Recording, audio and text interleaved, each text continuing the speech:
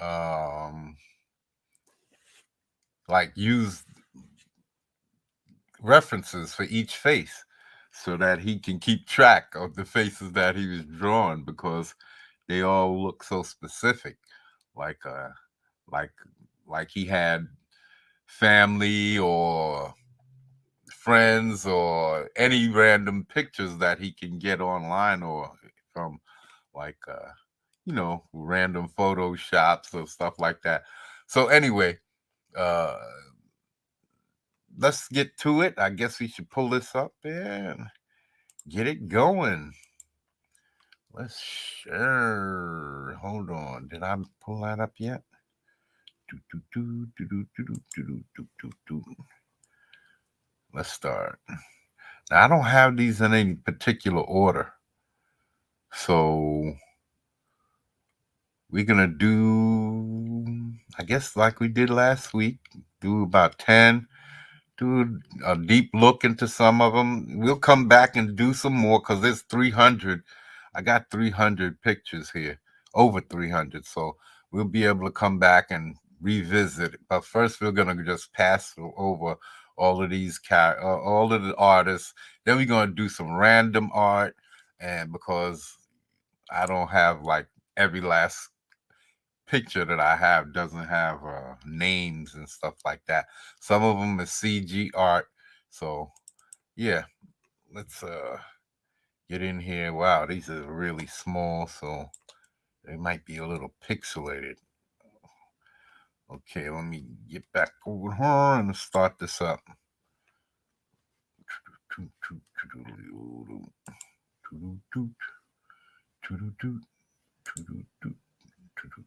Hold on, should I share that?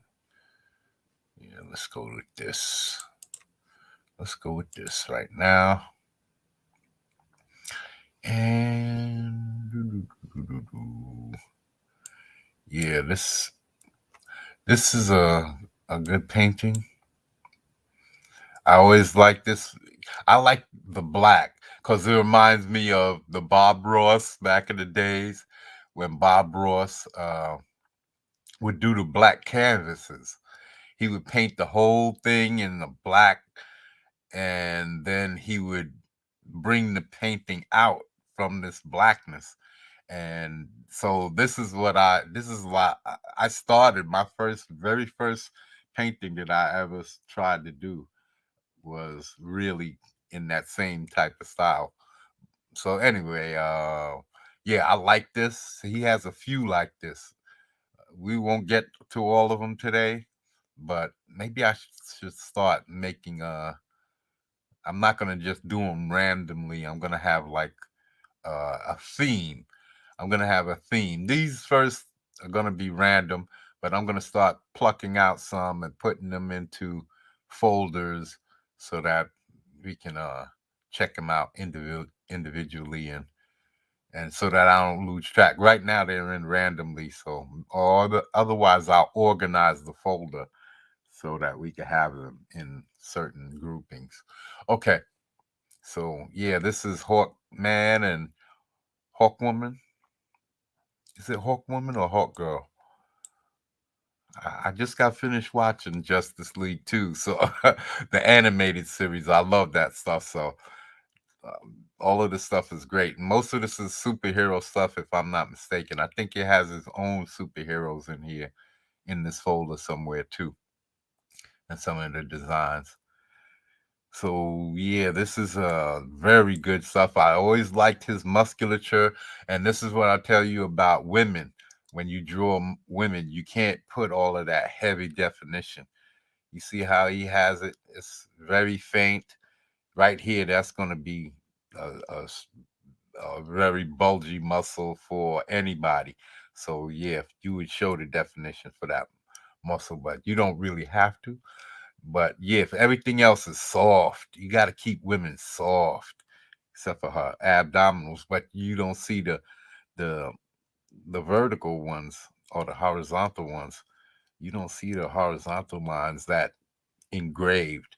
So you see what I'm saying? You have to keep some softness about females, even when they're super strong. You have to keep some delicateness about them to keep them females. So, and I always loved everything about these guys. And paintings, you could really learn how to draw with paintings because sometimes artists get particularly fast when when they're doing, especially like comic book art, and sometimes fingers and feet kind of get stretched, or you know they don't, not really taken care of in the deep way that a painter will. So he's gonna try to, and this is the way I like to draw. I like my fingers and hands to look. I've been struggling lately with my hands because the hands are the most difficult part of the body to draw, because the rest of the body, it stays the same. Arm, you could turn it in any direction, but it stays the same length. Even though you have to foreshorten it, it stays the same length, the same basic shape. And no matter how you turn it, it basically, you could work from that basic theory that every part of the body is going to stay those same shapes: the head, the shoulders, arms, the body, the torso, the chest, the legs. Everything is going to stay the same, but the hands, that's the only thing that changes. Every angle, it alters the shape. Everything about it just changed. And then on top of it, you also can move shit around. So your fingers changes the shapes, and all of that just makes fingers and the hands the most difficult thing to draw. And so yeah, I've drawn hands all my life. Well, and I'm very well, uh what do you can say, very well, uh I'm very good at drawing hands, but I've been struggling because now I don't get that picture in my head because I've been taking shortcuts for so long, and I haven't drawn in years. So that those shortcuts that allowed me to draw, find those different angles and get every detail so well. Now I haven't seen it in years, so finding those angles and those shortcut details is tricky. So I know what I want to put down, but uh, it's like it's getting lost in the fog, and uh, I can draw it, but it gets mushy. So it's like crippled looking. So and it's all about angles and the where knowing the angles of the knuckles and everything. Because when you do that, when you want to have a hand that looks well, you have to know the angles of every knuckle, and where every finger, for every position of the hand that you're gonna put the hand in and see it from, you're going to need to see those angles that correctly in your head, unless you then need a reference. And right now, that's what I'm having to get my hand out again and start posing and doing all types of things. And before, I could just throw up a little scribble and I know what that represented, and I just go back in and throw in the details without any problem. But because the hand is so difficult, it's like I'm struggling a little bit. I have to draw. I've been drawing the hands a lot now. Yesterday maybe I should have did a video. I'll do that again. I should have did a video. I keep saying when I'm drawing, I need to start drawing. Starting the recorder so that I can later on make it into a video. This is Alex Ross too. I hope it is, because it would. Oh, I got this off of it doesn't say. This one doesn't say. Neither does this one. I got this off of some website. A lot of them, like I said, if I know it's Alex Ross, I'll just dump them in. I didn't even think to about if there was a title to these or not. So, like I said, there's a lot of photos, and sometimes I would just, some days I would just copy paste, copy paste, copy paste, copy paste. And then at first, that's how it was, I believe. Just like with anything, when I start collecting, sometimes you don't realize that's what you're doing. Just like when I started collecting names in my Bible, um, I didn't really organize. They're still not organized because how can you organize a random thought? So uh, they're just all over the place. I was thinking about putting them in the computer, but then I said later for that because I don't trust my computer. So anyway, when I started collecting these, it was just random photos just thrown in, and then I started organizing them after I started collecting a whole bunch of them. So this is a biker of some sort. I wish I knew what his name was and what he called them. See, this is when now that I regret the not having that information. Look how he handles the grass. See, I need to learn all of this stuff. How he handles the black, and because that's what I'm doing right now with Might.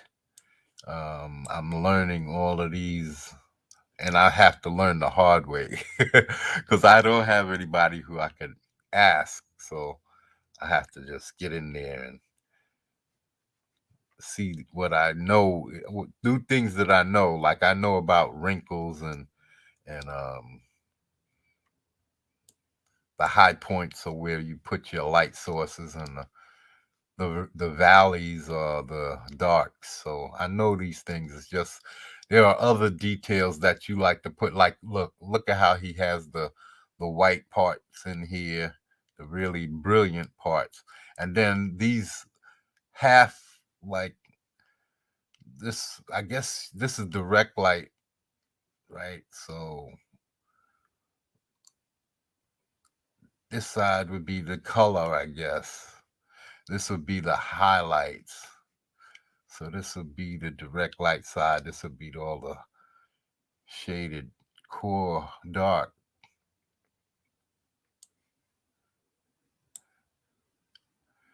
But then again, this has to do with the color of his pants and his jacket and his body. And that these are probably all black. Black pants, black boots. See, I don't know anything about color theory. I've never studied it. We didn't do that even in the couple of bullshit classes I had in school. We didn't really study color theory. I never painted. I just penciled. I just drew because it was something I liked. I just wanted to get good because my brother was better than me and I wanted to beat him. That's basically how I started. I wanted to be better. And then I saw my friend, one of my friends, he could draw, and he went to art school, but I thought I was better than him significantly. I thought I was better than him, and I think we lost friendship because of that. Because he can color, he learned all of that color theory and everything, so he could use to bring his work, and it killed mine, but not because his figures were better, had better anatomy. I always had a pretty decent anatomy, but his was always kind of awkward looking. But after he colored it, man, whew, I just like, wow, it just jumped off the page, and I didn't know what I was looking at as far as trying to replicate it. So I bought some markers and stuff and started trying to do that. But again, I got kicked out of the house like right when I was getting into this stuff. So I kind of stopped. So I kind of it threw me off. I'm not blaming anybody. It's me. I did what I did, and life happens. I wish I had this in bigger, so it's not pixelating like this, so we can zoom in and see it clearly. I have some bigger stuff because I know that at one point I was collecting, and I was back in the days you could put in um back in 2009 you could put into your search um high res, and you would get nothing but 2000 to and up, 2000 pixelation 2000 and better, 5000, 10,000, and you would get these huge pictures. So some of these joints you might see are huge, that'll cover a big, but a lot of these are small. It started out because I didn't know what I was looking for, and then I would get in there and I seen them how small they was, and when I was trying, because I started collecting them for two purposes: to put them on my backgrounds, and so that I could on my computer put it on my desktop background, and so that I could have reference, because I wanted to paint in Photoshop, and I wanted to learn all of that stuff. And I wasn't going to go to school for it. I wasn't going to pay for it, so I figured I'd just look at what people were doing, and I'd try to replicate it to the. I have a sense of what things look like. I look at people all the time. I understand light source and shadow and all of that stuff. So I could do that. I could do it. I know it. I that's how I've always learned. I know that I could do that. I have the eye. I know I can see it. So all I have to do is do it. So that's what I'm doing now. But now I'm afraid. Before I wasn't. And that's because I'm trying to sell something. I know that I'm trying to sell something, and I know I've never done that before. So now I'm extra critical when I wasn't before. I was just experimenting because, when I get scared is because I didn't want to waste paper because I didn't have a lot, or I didn't want to waste markers and stuff like that because I didn't have a lot of money. So I wanted to make everything count. I guess that's one of the reasons why I might have improved quickly, because I couldn't afford to waste time, waste resources. So I either got better or or I had to find other things to draw on. So I was limited in my resources. So my moms would bring home um, typing paper for me to draw on from work. And that's how I had paper. I couldn't afford to buy paper to draw on. I guess this would be a bigger one. Yeah, this would be a bigger one. Oh, here we go. Here's a name up here. The Avengers Invaders. Oh, okay. See, when I found them, some of them just didn't have names. Here, Alex Moore. Why did I say Alex Ross? Ooh, I'm mixed up my names. This is Alex Moore. Wow, Alan Moore. Alan Moore. Damn. I put Alex Ross when it's supposed to be Alan Moore. Damn, I gotta fix that. And did anybody tell me this? Nope. Nobody corrected me. Nobody corrected me.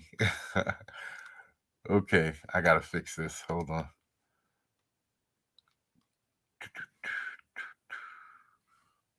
Oh my, oh my. Where it be? Where it be? Okay. Okay. It's up and running.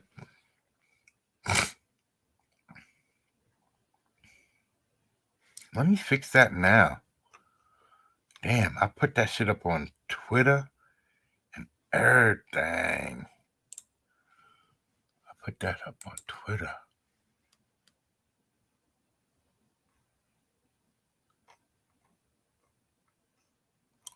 I met Alan Moore.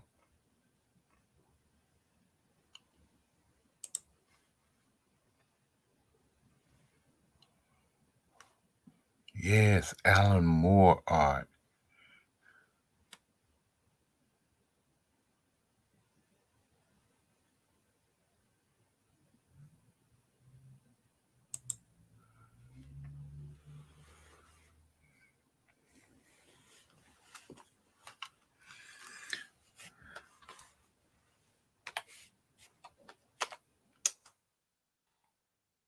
Let me fix this right quick. Matter of fact, I shouldn't be fixing it. It's already done. The damage is done. I'm gonna have to fix all of that later, afterwards. Damn, I really, really messed that up. Okay, all week I've been have that up, Alex Ross. Very bad, very bad. It's I could at least fix that. Yeah.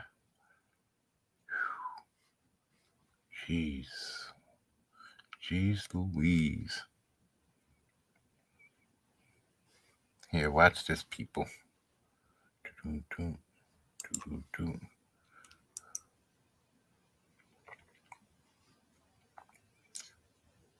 Yeah, that's the Avengers. Here's another Avengers Invaders. The details is crazy. We're gonna come back. I just want to fix this, at least the title of the show. Jeez.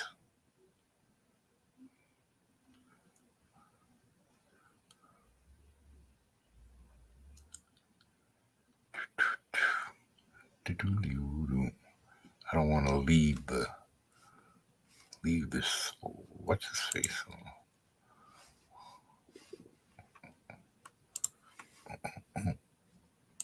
There you go. Here we go. Once upon a time, not long ago, live life slow. Okay, let's change this right here. Mess this up real big, like an idiot. Alan Moore.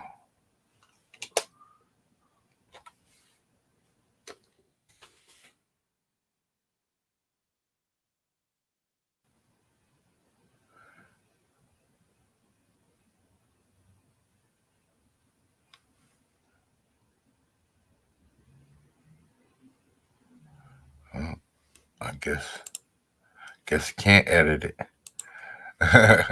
Guess you can't edit it.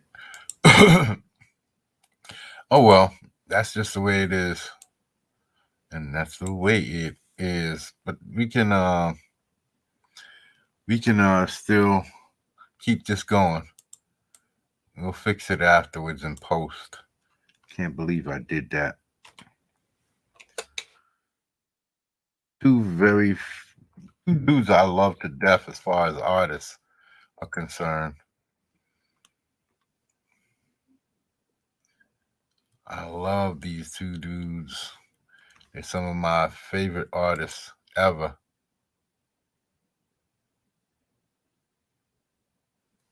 I got Alex Ross here, but it's Alan Moore. I put Alex Ross when I did it back in the days. Back in 2009, I put it in that way. Wow. I did that back in the days. That's incredible. Okay, let's look at some of these details. I've been passing over because I realized how much I messed up. Okay, I can't really see the details here, but I just noticed in the hand from a distance. Maybe we can catch some of it because he does detail work. Very detailed, very good work. This is all paintings.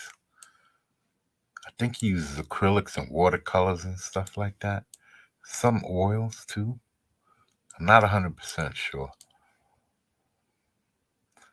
I haven't actually looked up any artists. I'm getting back into all of my art stuff because I'm trying to draw mites. So I need all of these reference.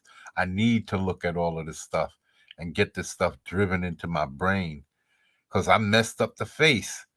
See how this is in his face? I messed up with Mike. I was putting in I was putting in the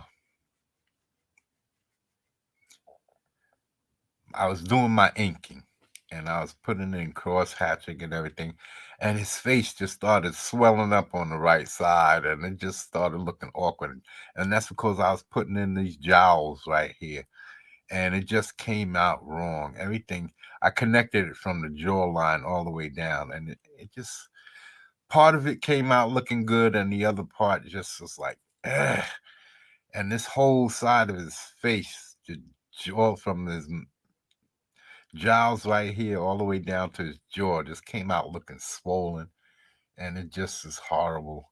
And I had to do it over because this is all relevantly new because I'm starting over and I'm trying to make it look really nice. So yeah, I this is why I like guys like Alex Ross because I'm more of a little bit towards that realism look. Not 100%. I don't like my stuff to look too real, but it just happens to gradually go there because that's where my eye goes. Used to looking at people's faces all day long when I was out in the street and when you look at TV and movies, that's what you used to seeing. So you want to kind of replicate that while creating that. Well, that's what how I think when I draw. I'm thinking about that while I'm drawing. So my faces aren't always these cartoony looking characters. Some of their faces, or they comic book kind of. I want them to kind of look that way, but I also want them to have some realism to it.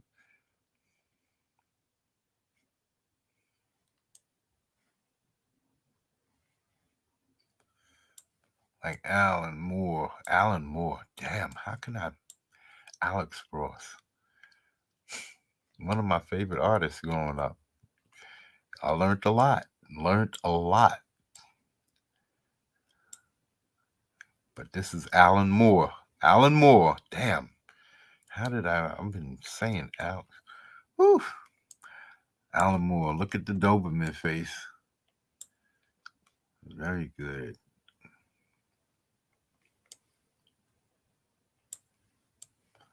See, this should be high res.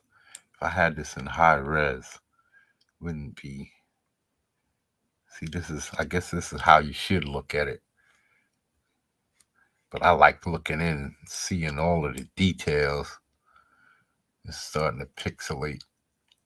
But I can still see it. I just don't want to mess it up for y'all guys who's looking. You should be able to look at the pureness of it. See all these characters and the details that he put into. Look at them, the feathers in each wing. He doesn't pull the punches. He puts it all in. It's just that this is how a costume character would actually look. You wouldn't have all of that detail. You'd see the bulk, the mass, but you wouldn't see the striations of the muscles. You wouldn't see each individual abdominal muscle. You wouldn't see the six pack necessarily because his he'd be stretching and it would be stretching across it instead of embedded into each crevice. So yeah. The Avengers. Here it goes. I put Alex Ross. It's Alan Moore. Alan Moore. See, this is definitely a high res because I can get in close and it's barely pixelating.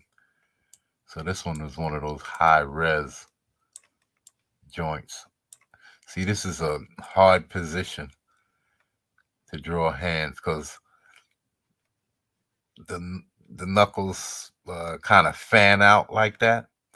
And you really have to see. I don't draw my thumb like that. I put it up against and kind of have it pointing straight at you. because I think this way you could actually break your finger. If you have your thumb pointed up towards the knuckle like that, you could actually break your thumb. But but as far as drawing it, you could draw it however you want. uh, but look at all of these hands. This is what I was talking about. Look at how I used to be able to see that and just throw a couple of lines in there, and I'd pull that out in a second. Now I'd struggle to get it because there's all of these joints, all these different shapes that you're dealing with. See, I used to be able to see this as a whole and just scratch it right in. But now I have to go back to these small shapes and pulling out each small shape until I get accustomed to the whole again at every angle. See, look at that angle on that hand. This is hard because of these knuckles. There's foreshortening going on here. There's foreshortening. And you have to see that for this knuckle because she's got her knuckle kind of coming out at you. It can move forward and you see the extent of it. So I think the knuckle is right here, and then the back part of it. And this is the heel of your hand coming around like that, coming above.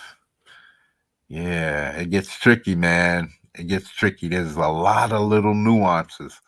See, there are nuances in the arm, but they're long and they really just you can get the shape down in one boom and you got the shape and you can move it around and then put the details in later. But with hands, every part is a nuance. Every little part is another nuance, little detail that you have to pay attention to. Otherwise, you could throw it off very easily.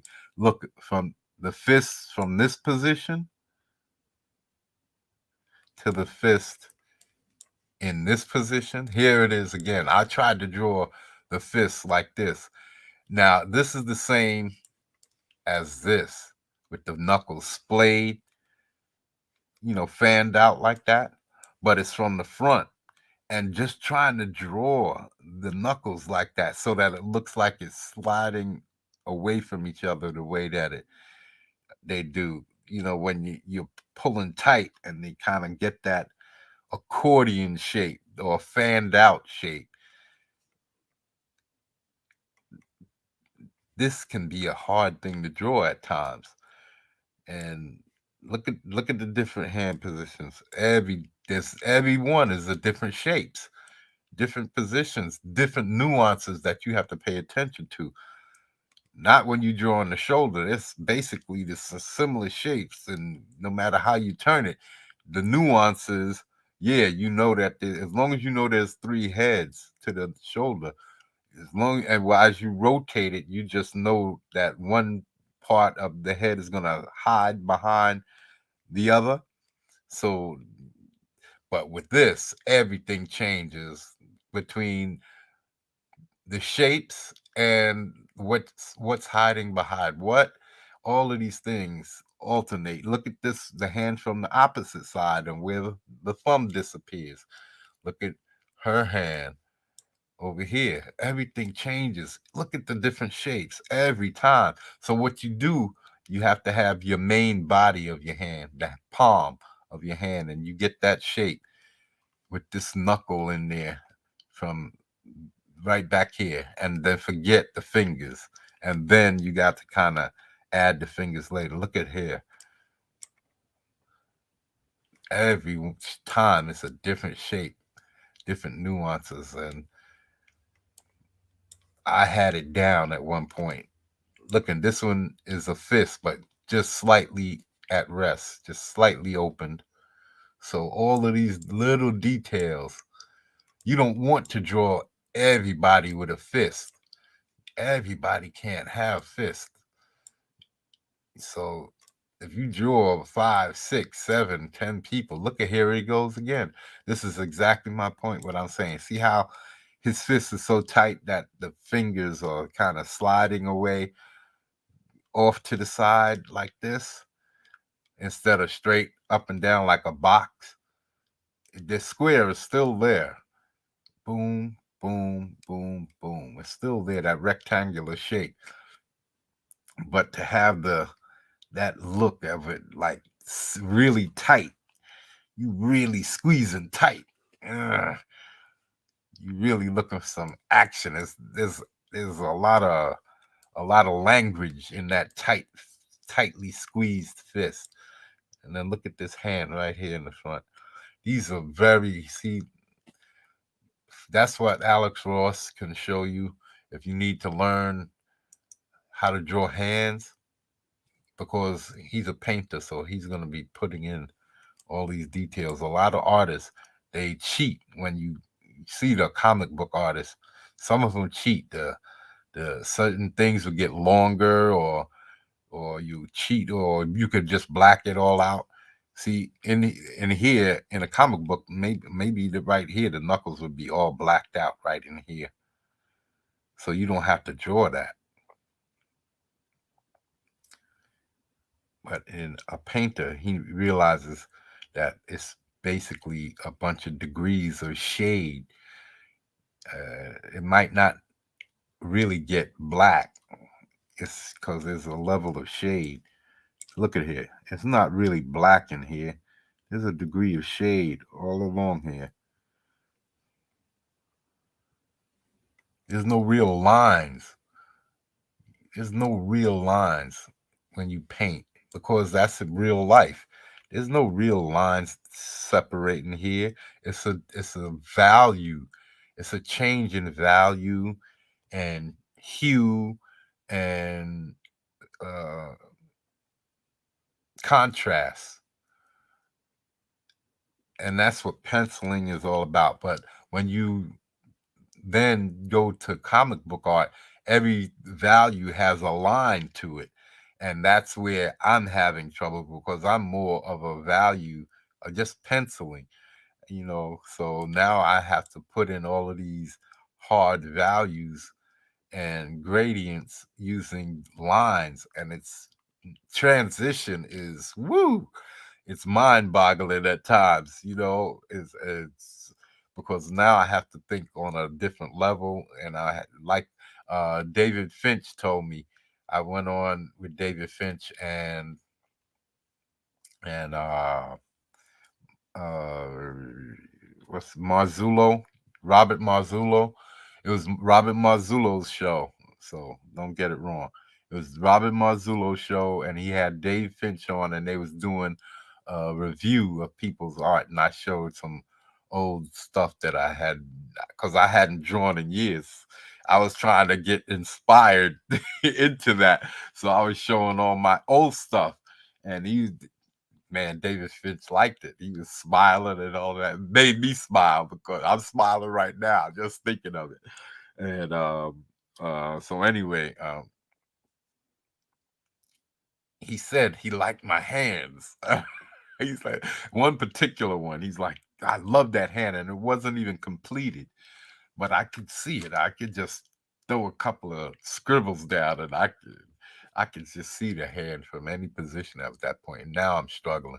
So anyway, yeah, this is how I like to draw my hands: detailed, more realistic. No stretching out of fingertips and pointed fingertips and stuff like that. Sometimes I do it when I'm, you know, making claws and things like of that nature. But for the most part, I try to draw. See this knuckle right here with a thumb? See, that's something you got to include that when I draw my main body of my hand. That's be right here. From every position is a certain shape that just the palm right here. You can see it right here. It's the same type of rectangle, but it has, if you start from the wrist, there's a rectangle here, but it kind of gets wide at this point right here.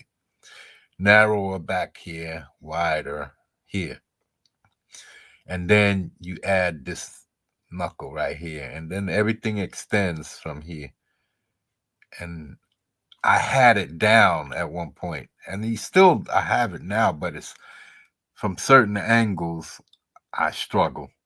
Like this right here, these fingers right here, I would struggle. Even though I could see it, I know it. It was just putting it on paper from this angle of the wrist out. I would struggle because I would back in the days I would automatically understand that some of those knuckles disappear because it's your hand can kind of curve. So when you're doing things, it's not a flat, hard surface. Those bones can flex and move. So you create like a arch in your hand, and so from certain positions, you don't see certain knuckles. And I used to understand that and be able to see that in my mind's eye. And now I've lost that vision because it's been so many years since I've drawn. My mind's eye is very clouded, and so I have to get in here and look. But before, I just been. It wasn't that I drew hands a lot. It's just I had an understanding of the hand, and I've lost that because I haven't drawn a hand in over 10 years. So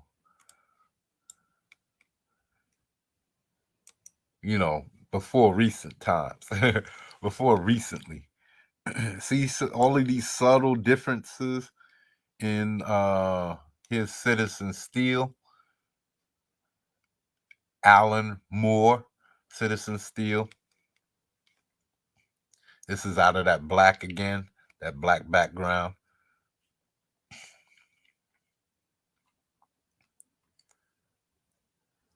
I just, I love, I love it, man. Homie's got look like he's excited to see people, but yeah, there's subtle. Look at it. There's subtle change in every position. Subtle changes. Let's go back.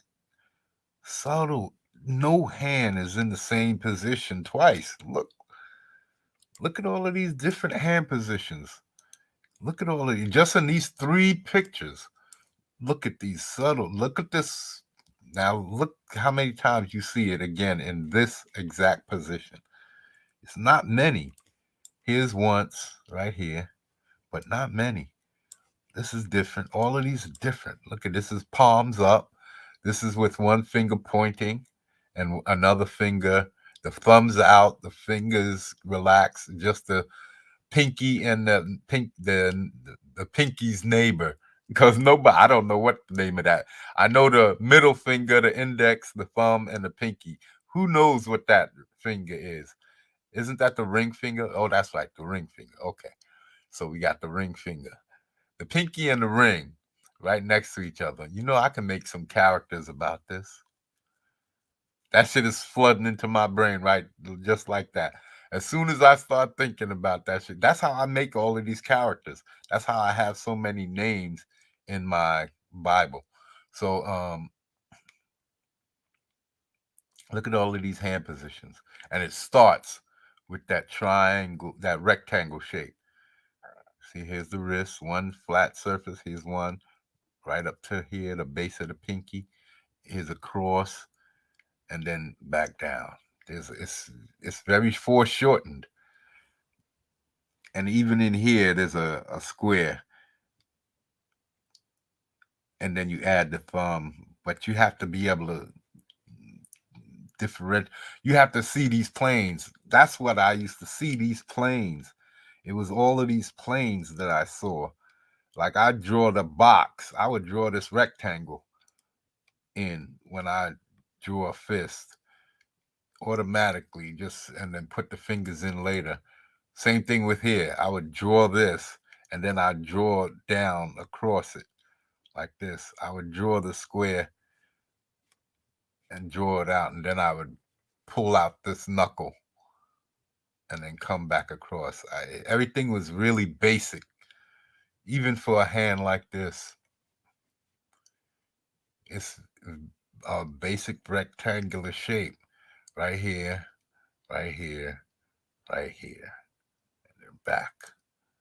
It's a basic rectangular shape. Then you gotta see these other planes, the heel, the chopping heel, where you would chop. This is this plane, and then this is the center part of the hand that would be folding in and folding over each other on the inside. And then there's the the heel of your thumb, and that extends out from the webbing. This is the webbing that connects over to your knuckle where the index finger goes. And you have to remember all of these little things, and then you leave room for all of the four digits in here. So yeah, all these little details. And I used to have it down. I used to know what I could draw. Like I knew I could draw the pinky, and then I have to leave all these other stuff out because it's hiding behind the other stuff. And I had all of my distances so that you have a shorthand that you develop over years. And like I said, that's the thing that I've lost, my shorthand.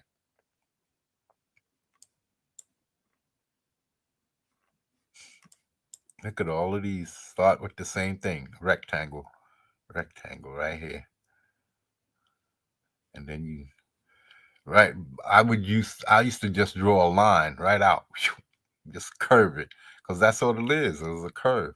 But I knew it in my mind. I could see it plain as day on the page, so I could just draw a box and then shoot, shoot, shoot, throw some lines out, and I'd come back to it later, and I knew what I was doing. I knew what was intended. But now, if I try that now, it's like struggle because it's a cloud. It's misty. I'm seeing it, but it's all faded. I'm not seeing the details the way I used to. And that's just familiar, being more familiar with my art. See, even here where the fingers are pushed downwards, these are sometimes can be very awkward to draw. Little alterations like that can be very awkward to draw. Get the knuckles, getting the knuckles in the right position. See this shape of the knuckle? That makes a very big difference. Having these shapes in the right positions can throw just a little alterations could throw it off dramatically. See this shape right here? The shadow part and the lit part? This angle is very important to having the shapes right. Having these shapes right, because just uh, you have that off and going in this direction or this direction, and it throws it off. So let's go and get back to Alex Ross's art instead of worrying about. I'm trying to teach, and here's another hand position, different hand positions, each one that you have to learn if you want to get as good as this. But the shape, see, mostly everything is cylindrical, and knowing where the masses are. There's this big circular mass on top, the bicep, and then see this elbow. Here's two circulars, right, shapes right next to each other, or a heart shape right here. See, it's just all about recognizing the shape and being able to connect the two. Those connections make a difference too, because my friend, his connections were way off, and that's what made his art look off, because he would draw the lines intersecting in the wrong way, and it just threw his art off. Certain things overlap because they're in front of the other. So those intersecting lines have to overlap in a certain way. And if you can't see it, some people never can see it, so their art never improves. I don't know if his art ever improved because I don't haven't seen him in years. We haven't talked since we were teenagers. So, uh, but yeah, look at all of this. seeing these things helps me with my art, with my inking, because I know these shapes with the shadows and trying to create certain of these, because this is like the veins that's or the tendons in his neck bulging, and they create his shadows, and this is the muscles and how the light will interact in here. And this is the part of the face that I was telling you about I was struggling with, right up in here, getting this bulge right here underneath the lip that goes underneath the lip, separating that from the chin. It's called the jowls. This is the jowls right here. It comes down here and right into here. And mine's is all, this looked like he just came from the dentist and he got bad news, you know? So, see, I would much rather do this. I'm trying to do them both so that I could do covers because I'm learning this. I'm also trying, this is another reason it's taking me a while to get my thing done. And this is what I used in that's got to be a lot of characters in here. And this was Citizen Steel. That was Avengers. Everybody knows Thor and all of those guys. Let's see. This is Sentinel back here. Sentinel. I think it's Sentinel. Sentry. Yeah, that's Sentry. This has got to be Thor. Is it? And that's Iron Man. Who's that? Mr. Miracle or somebody back here? That's Captain Marvel.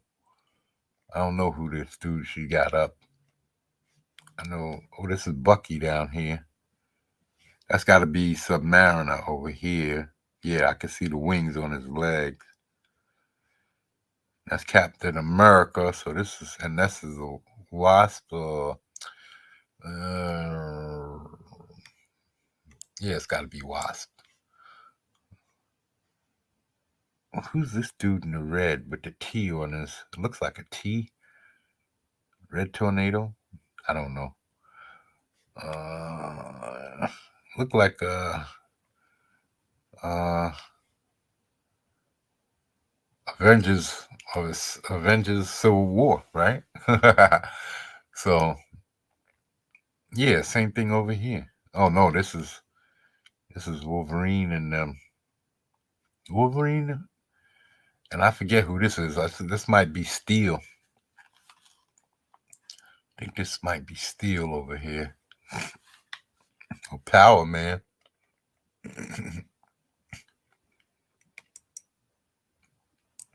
I don't know if I have Invaders. I know I have some of Alan Moore's books. I have what's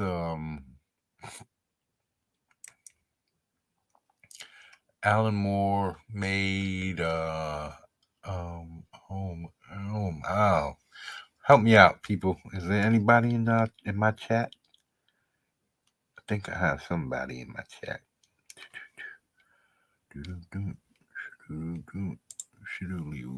Let me see. I used to have. Nope, not this week. So let me see. It's right on the tip of my tongue. Let me look it up. Alan Moore books. Alan Moore comics. There you go. Not the Watchmen. Not the Watchmen. The other ones. Earth X, and that other stuff like that. Earth X.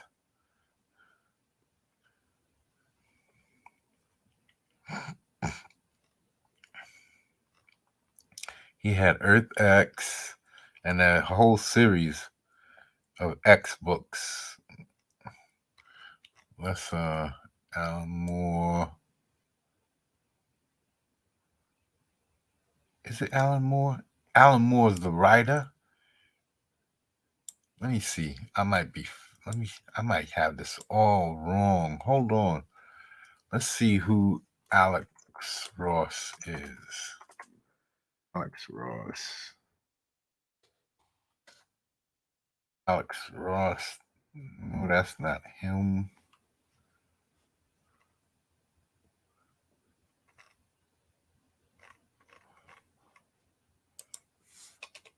Oh, Alan Ross. This is Alan. Alex. Alex Ross. Oh, yeah. Alex Ross is right. Woo! Alex Ross is right. Alan Moore is the writer. Okay. Phew, at least I got that much right. Damn. All right. So his is Earth X. Let me see if I can get this out. Earth X. Let me see if I can get the Earth X books. Alex Ross. Earth X. Earth X. Yeah, he had the Earth X books and all of those other X that came with him. Yeah. Yeah, Paradise X. Yeah, that's right. Yeah. I got a bunch of those. That's where I was really into Alex Ross. Yeah, a lot of great stuff.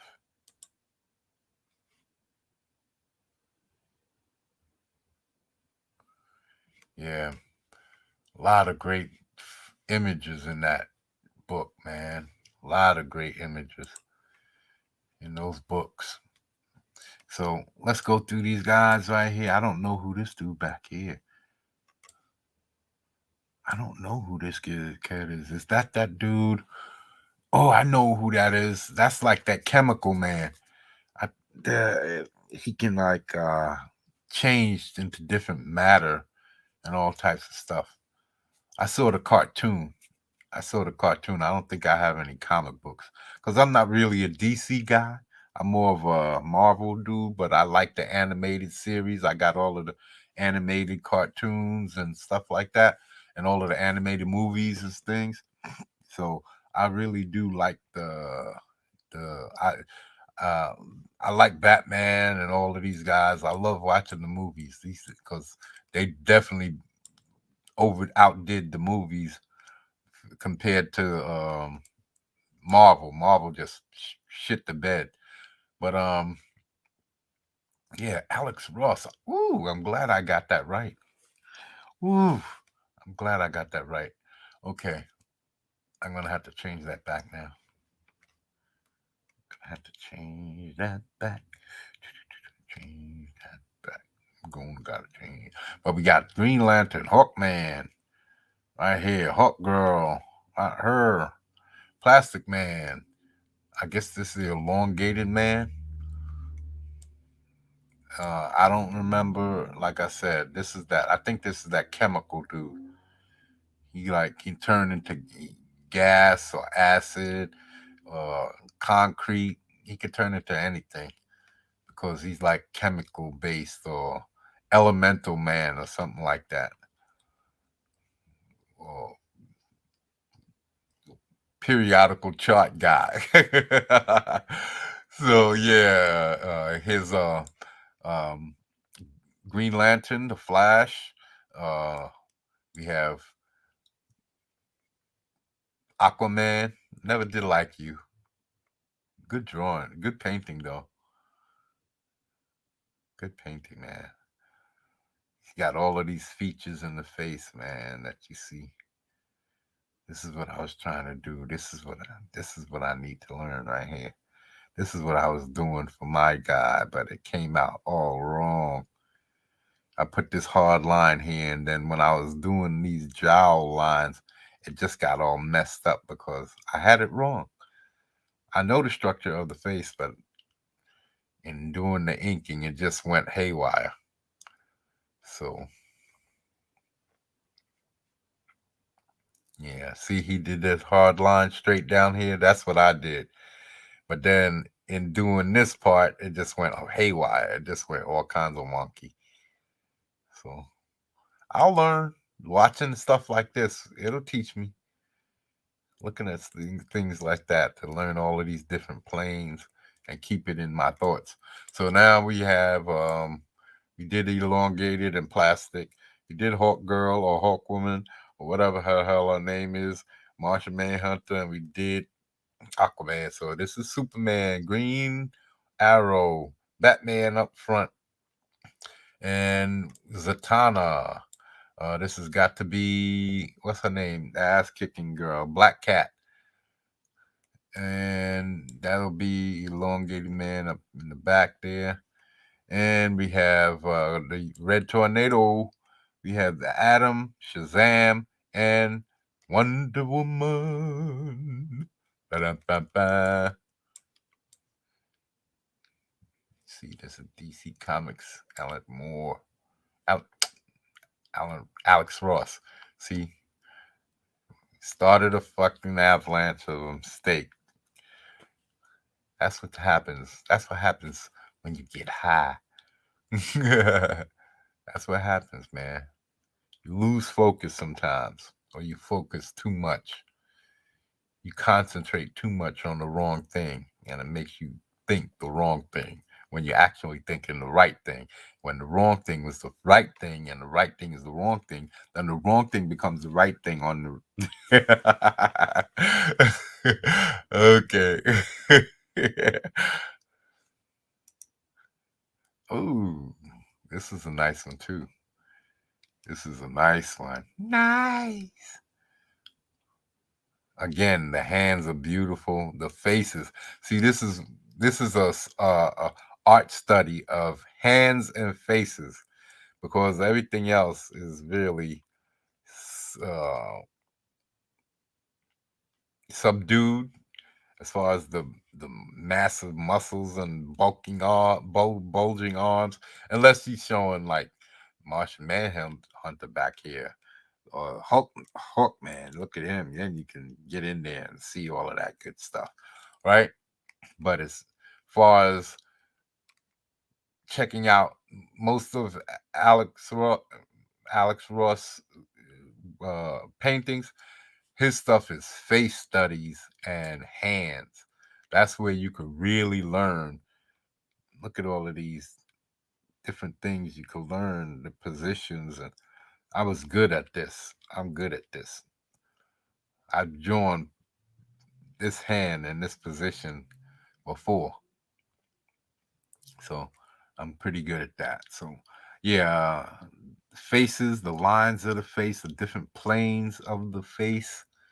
Look at them. You can study over and over again. Just look at them. Alex Ross is the man when it comes to this.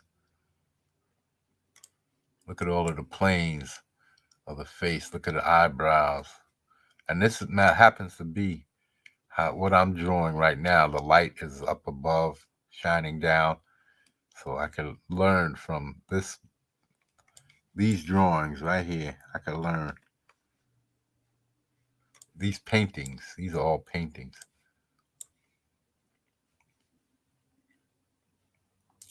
If I could find another way, because I'm gonna alter my inking style, because I've seen so many different inking styles, so I know that it's gonna change.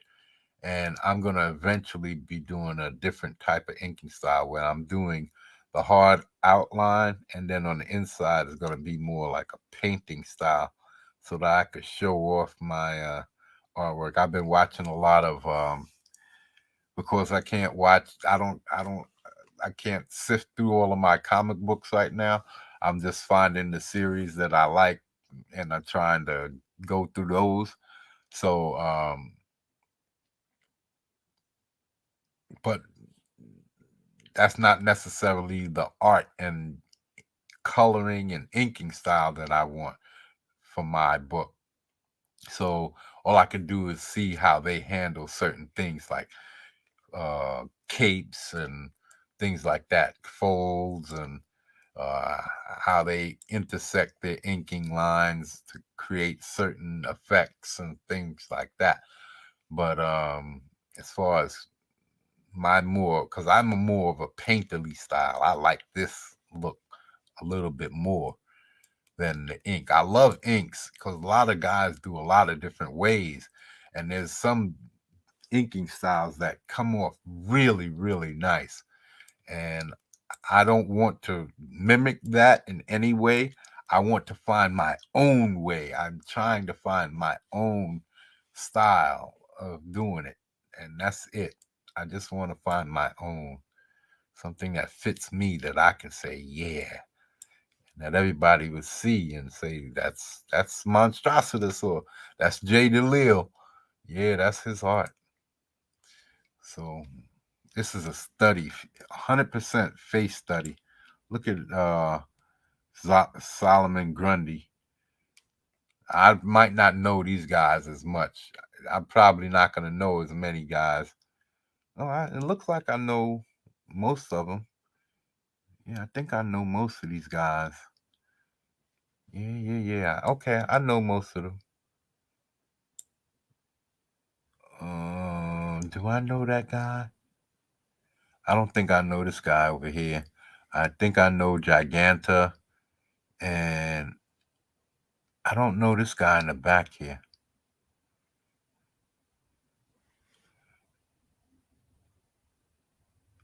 I don't know this professor guy, but I know everybody else. So we have Solomon Grundy. Look at the face. Look at all of the details of that face. And this is where you really want it. When you have bad guys like that, when you putting all those wrinkles and shit in his face and the furrowing, furrowing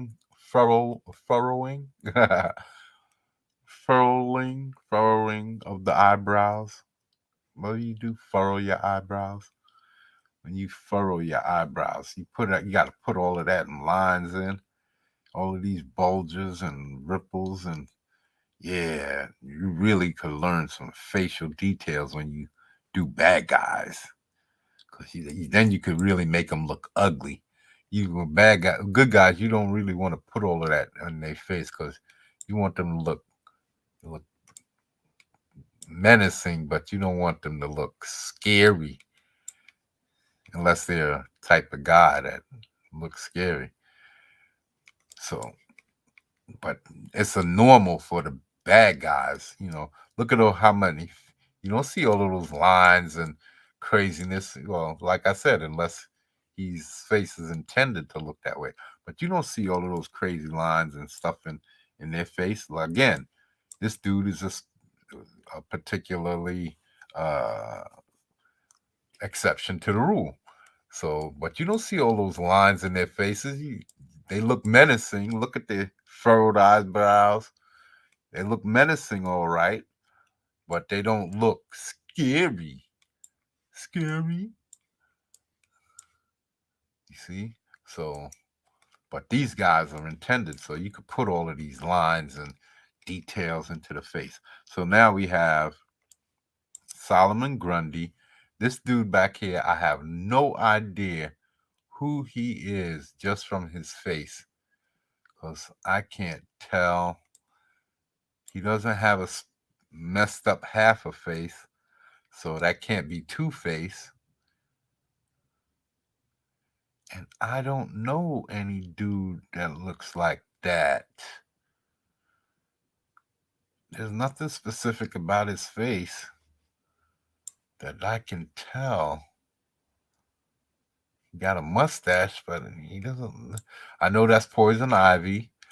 That's Sinestro, Captain Cold, or Captain Frost, or one of those cold dudes. I think that's Captain Cold. The Parasite is purple. This guy, I don't know his face. I was going to say that was the Scarecrow, but that's the Scarecrow over here. I'm not sure who this dude is. Okay, I know that's Black Manta, uh, Grog. This has got to be Killer Grog, I guess it is named Grog. Grog, the monkey man with the intelligent brain and all that. The Riddler. Um, this has got to be Lex Luthor, the bald head right there. The Joker. Uh, what's his name? Bizarro. Me Bizarro. Bizarro right there. Cheetah. Um, this is Scarecrow, of course. Black Adam. And I'm around Brainiac. And I don't know this dude right here in the corner. I can't even think of anybody who he might be with those bucky teeth and that. I can't even think of anyone who that might be. Him. And I don't know this guy right here with the crazy looking face. Is that Clayface? Is that Clayface? It could be Clayface. And that's Giganta back there. Yeah, that could be Clayface. I do believe that's Clayface. Okay, so we have Clayface. I do not know this dude. I do not know this guy. Haven't seen him. Now I might have seen him in some comic books, but he wasn't, character that I was all that into. So, and I don't know if I've seen him in any of the movies, but they might have mentioned him. They might have mentioned him. Is he the jokester? Or something like that? I don't know. I know this is the Joker. I don't know who this guy is. And I don't know who this guy is back there hiding behind Poison Ivy and Solomon Grundy. Yeah, I don't there's a few people I don't know. One, two. Well, I think this is Clayface, so and this three, this little mousy dude over here with the bucky teeth. I'm not sure. I don't know who those guys are. I don't know. So yeah. Okay.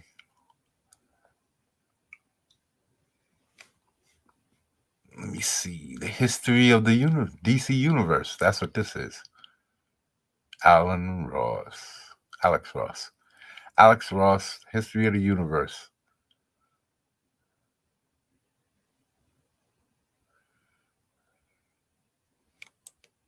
I gotta draw some kind of compilation like this for my universe.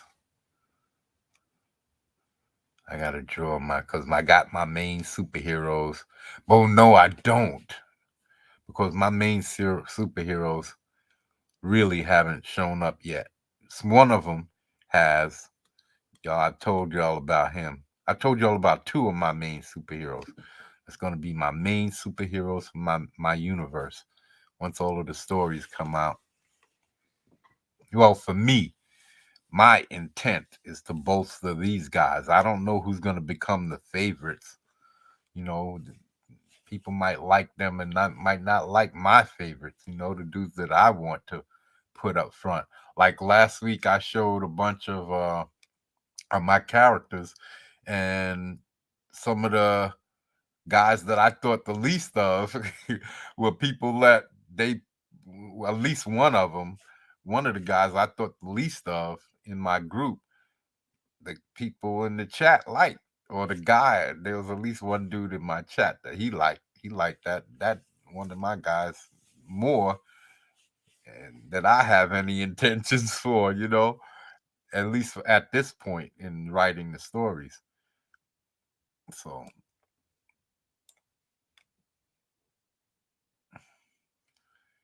yeah, there's Darkseid back there. And the Guardians.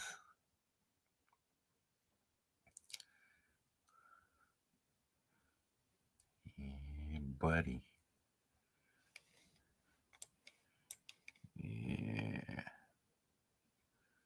don't know who these dudes are, even though they feel familiar to me. Like I should know who they are.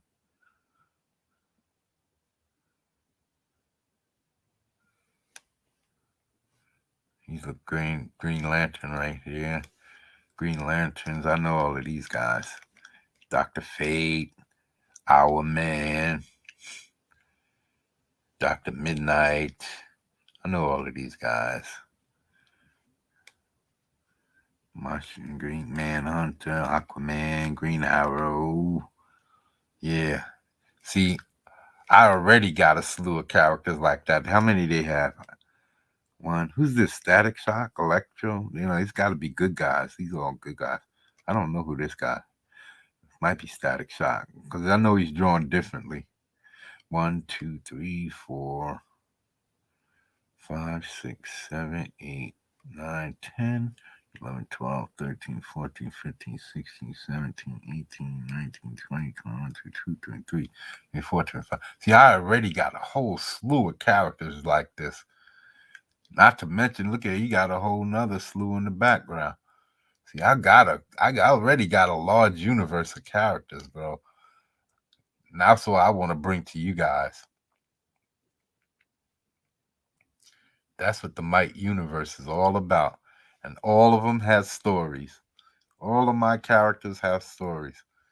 Well, I want to make all of them. Not all of them yet. Not all of them yet. Because I haven't gotten to my magic dudes. I haven't really gotten in depth of my guest stars. I know their origin stories, and I begun working on their outlines and stuff like that. But I'm working on Might right now. I got to get a few books in so that for when you guys are ready to buy, I'm gonna be ready to just draw, because I know y'all are not gonna want to see another artist just take over my personal the introduction to the universe.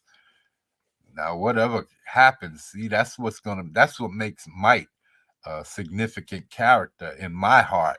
Because when I first started doing it, he just was a vehicle to bring in other my favorite characters. He still is, but now he has a story. Has more of a design now. I say that in that way because I don't know if I'm going to change it in any way over the time, because I'm thinking I might want to alter some things about him, not everything. His insignia is going to stay the same. I like that part, but his extremities, how I design his limbs, I'm not sure what I'm going to do. It might change. It might not, but it might. Speaking about might. So anyway, yeah, uh, I love these characters that he's drawn. Alex Ross is a phenomenal artist. Again, the way he draws individual faces, it's like he knows these characters. He draws Superman the same way almost every time. The face of Superman. Oh no, this is a different guy. Okay, so I'm wrong, but a lot of times you see him paint them the same way, the same really squared jawline, and it's kind of like a older man look. This guy kind of looks older. He kind of looks like George Reeves. Tell you the truth, he kind of reminds me of George Reeves, the original Superman from back in the 1950s. Is it 1940s? No, 1950s, 1960s. That burly, I call him a burly lumberjack sort of looking dude. So even though in my mind, Superman is bigger. These two guys are too similar in height. Superman's supposed to be taller than Batman, like at least up here. He's supposed to be at least like up here to him, at least half a head taller than Batman.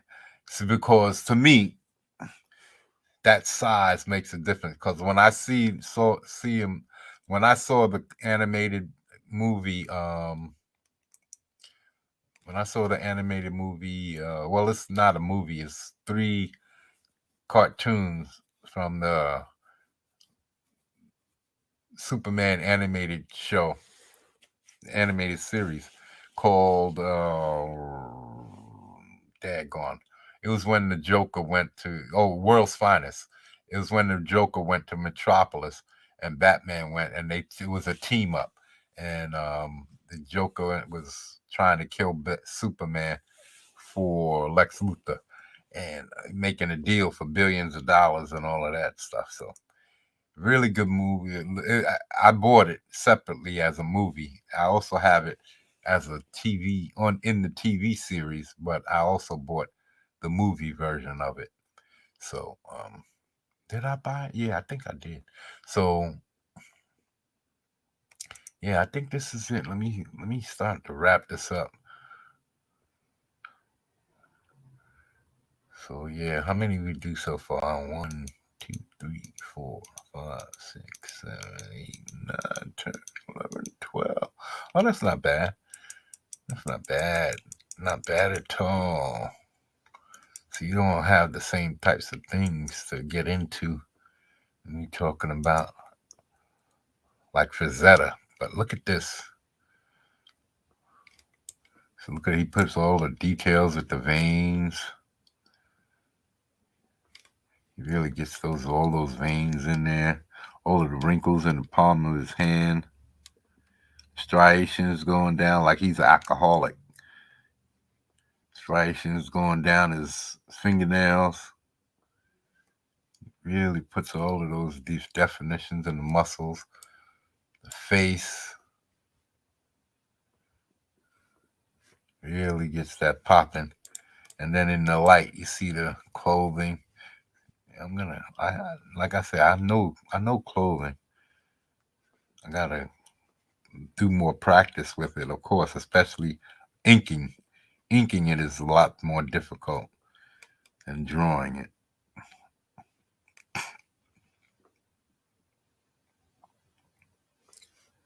But I gotta get all of this stuff.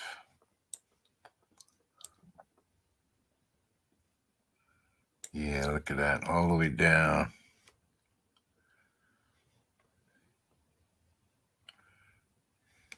Look at the feet.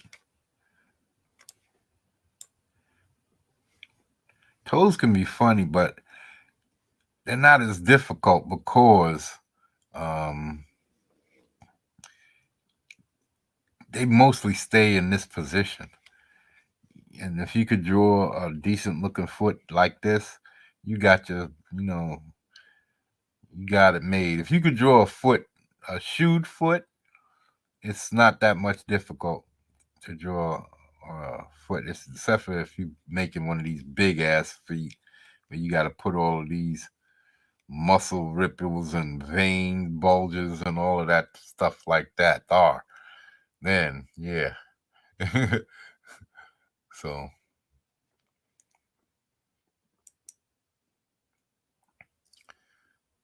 here's another splash page. Again, you can learn a lot watching because the different body positions. I started repeating things. Here's something he's done many different. See, I was just had people standing up, and that made it difficult for me. But more or less, what do they call museum poses? But putting your arms. How do you put their arms so that because you're not supposed to have a lot of dudes doing the same things. So let me just make this big so we can zoom in a little bit. See, here's the arm kind of flying out, but it's kind of like a broken. It's not straight out. It's kind of bent up in an M shape coming across his chest. Out, down, out, down, right? So, and then he's got the one in the back here. Similar positions, but in W's. But he got one arm up. He's got 2 arms up. Plastic Man, he's got 2 arms out. And this guy, he has them both down at his waist. I forget what this guy's name is, so we're not gonna go back over that. I forget this flying dude's name too. He's like Future Man or something like that. I think he's from the future, and kind of like check shit. So yeah, the different arm positions so that you don't have everybody doing the same thing with their arms. This is what I'm talking about. I found that a difficulty that I was doing the same arm positions with every character when I was doing a cover, kind of a splash cover for Might. I had like 6, 7 characters on the cover, and all of them wound up like 3, 4 characters had the same arm positions, like this with Batman, kind of more like. Let me see. No, none of these. More like Martian Manhunter, like something like that. Something like that. Kind of out more, but similar to that. Or like this dude with the ray gun. I forget his name. I just saw a video about him. Yeah, but you can also see the different body positions, the leg positions. See this, you could say that these are similar leg positions right here. Here's one. Here's another. See, she's got one leg up, but they're not. He's going way across the back leg, right? She's going barely across the back leg. He's got his leg separated. See, they're totally different, and he's showing you similar things, but in just done in ways so that you're not looking at the same thing over and over. So the repetitive aspect is knocked down. See, he's kind of running forward, even though he's representing a flying motion. He's running, but they're all representing kind of moving forward at a quick pace. And though these got similar leg and arm positions, the body positions, he's got this hand stretched out and that foot pushed back more like he's in a flying position, and this hand kind of up there. This is another good position that I've got to work on because this arm can get kind of wonky going up and back like that because you're looking at the back of the arm in a different position. The bicep is kind of down and the triceps are up. So these are all different positions of the arms that Alex Ross you could do very well to pay attention to because it can help your art because he's kind of like more of an accurate artist trying to do a realistic depiction of what these superheroes will look like in real life. So these depictions are definitely something that can be beneficial to the regular guy trying to become a good artist. Look at these, how the deltoid, and you see this front head of the deltoid right here, and this is the central head of the deltoid, and then how the chest interacts here with the latissimus dorsi, and then the biceps and tricep. It's the bicep and the tricep interact in here. All of these things you can learn, and this is when the hand is up in this type of position.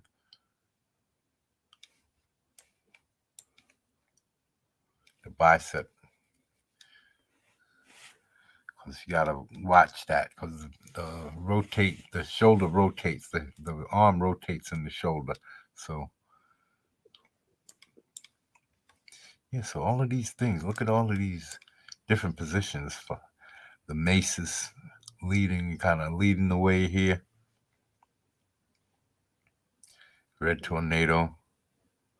similar positions to Hawkman, but just from a different angle.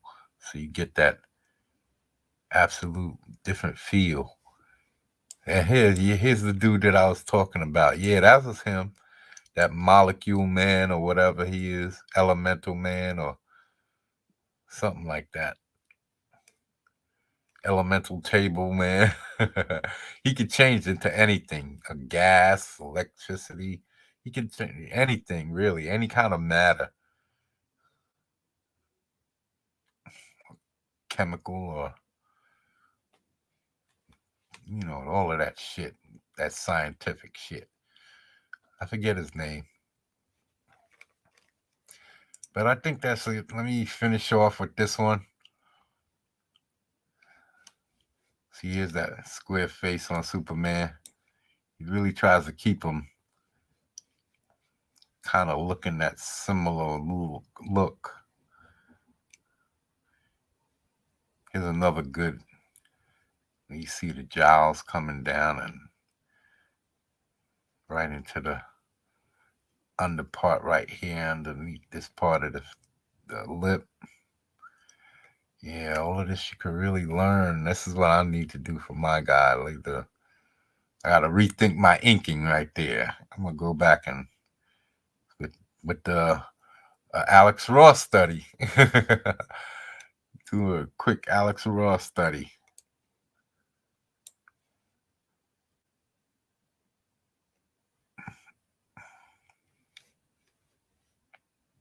Is this Red Arrow? Or was that Speedy? I don't know if he changed his name to Red Arrow by this time. Black Lightning back there. I forget her name.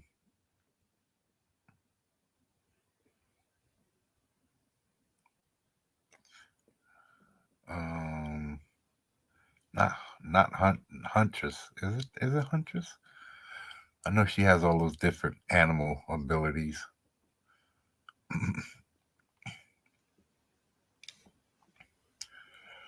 Yeah, so I think we're gonna call this or try to wrap this up. Who's this dude back here? Who's this guy? I don't know who that guy is. Yeah, I don't know him at all. I'm not recognizing his braces. I'm not recognizing his face mask. Not recognizing anything about that dude. I usually know the superheroes. I might not know all the bad guys, but I usually know the superheroes. Yeah, so let's see what he did with Black Lightning. Can't tell if he's bald or not. Or if he got a Caesar or something. Looks bald. Has he ever done Jon Stewart? That's a good question. Has he? Have I seen Jon Stewart up in this bitch? No. No, I don't think so. Not yet. Maybe later on in the later paintings. I don't know. I don't know how far back these are, how old these are. I think Jon Stewart was created back in the day, though. Hold on. That's a repeat. This one right here is a repeat. Okay, that's why I misplaced my tracking. So next time we'll start from here. From here. Yeah, buddy. So what we're going to do now is going to do some shilling for Comicsgate, baby. We're going to do some Comicsgate shilling. Chilling. Next week we're gonna do some wondrous things next week. I'm thinking about doing. I'm gonna advertise it. Don't let me commit up front, because right now I don't want to commit up front and then I changed my mind. But yeah, we got a lot of art, a lot more artists to go through, and then we're gonna come back and go through some more Frazetta and some more of Alex Ross's work. So, because we only have a limited amount of time, and I got a lot of different pictures that I copy pasted from the internet back in the day, and this is just stuff to show off stuff to people and to kind of get my mind and my eye back into that whole drawing thing, because I'm in the middle of drawing Mike, and I find myself struggling at points like that. So the more I see, the easier it is for me to repeat it, because I then get a photo gallery that's in my brain of things, and that's how I used to be back in the days. I used to draw a lot all the time and fingering through comic books all of the time. I would buy them and read them and examine deeply all of the different drawings and depictions of superheroes and all of this stuff. So I've got all of these different comic books and stuff. I found some new comics from a new company called Max that I never seen before, that I don't remember from back in the day. So I'm gonna do some more comics on display videos showing them off, and until I finally can get my at least a couple of boxes organized, so we could do some straight through reviews of uh, the main series of books, like the Superman, the Batman, so that they're in order and not all over the place. Because I have no idea where I started off and where I've ended. So all I could tell you is I have a certain things I know I have. Like I know I have the Death of Superman. I collected that whole series. I know I've got certain. I got the Apocalypse, not Apocalypse. Is it Age of Apocalypse? I've got a certain events. Some I don't remember. I've got a lot of number ones and a lot of things. So there's a lot of things for me to go through. And with the art, as far as that's concerned, yeah, I've got over 10,000 pictures on this computer that I've collected. I collected it, or I got them off of another computer, but I downloaded it onto a flash drive years ago so that I could put them on my PlayStation, so that I have some backgrounds on my PlayStation 3. And so my PlayStation has like 10,000 these 10,000 pictures. All of these pictures that I'm showing y'all, it's on my PlayStation. So my PlayStation 3 that I still use from time to time to watch movies and things and play games, old games. So yeah, so I figured I watched some of these other artists, like he does a show. He's probably on right now. Um, Richard Friend, Richard Friend. Uh, he does a show where he shows uh, other people's black and white arts and comic book art and stuff like that. So I said, "Daggone, I've got a lot of comic books, but I can't scan them into the computer because I don't have a flatbed uh, scanner right now at this particular time. So until I can get one, uh, I can at least show off these 10,000 pictures, and I do have some of them in folders so that with artist names and and some of them you'll know, a lot of them, some of them you'll know, and a lot of them you might not know, because a lot of them are just artists that I got off of the internet, off of Deviant Art, or off of what artists that I thought were particularly good. So um, or some of them just art that I use that I thought I could learn, reference, have as keep as reference, and that I thought I could learn off of.